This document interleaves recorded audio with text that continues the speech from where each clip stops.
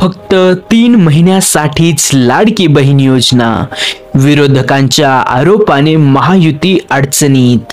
योजनेच्या कार्यकाळावरून वाद होताना सभागृहात पाहायला मिळत आहेत. काही दिवसापूर्वीच अजित पवारांनी राज्याचा अतिरिक्त अर्थसंकल्प जाहीर केला आणि यात योजनांचा पाऊस झाला. पण आता सर्वात जास्त चर्चेचा विषय ठरलेली महत्त्वाची योजना म्हणजे मुख्यमंत्री माझी लाडकी बहीण योजना. या योजनेवरून अधिवेशनात वादळी चर्चा होते, तर दुसरीकडे महायुतीला या योजनेचा विधानसभेसाठी फायदा होईल अशी देखील शक्यता वर्तवली जाते.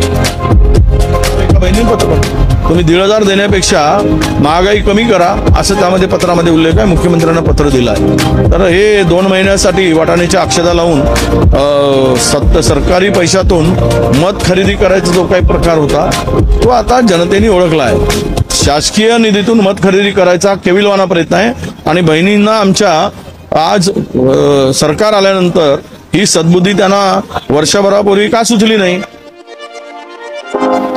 दादांनीही विरोधकांवर चांगलाच पलटवार केलेला पाहायला मिळाला आहे.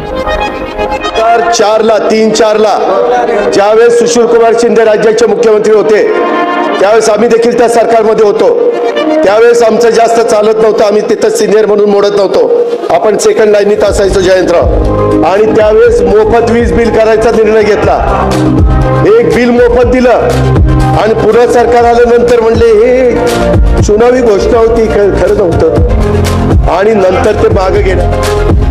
महाराष्ट्रात जाहीर करण्यात आलेली ही योजना अगोदर मध्य प्रदेशमध्ये जाहीर करण्यात आली. मध्य प्रदेशमध्ये भाजपला याचा मोठा फायदा झालेला पाहायला मिळाला.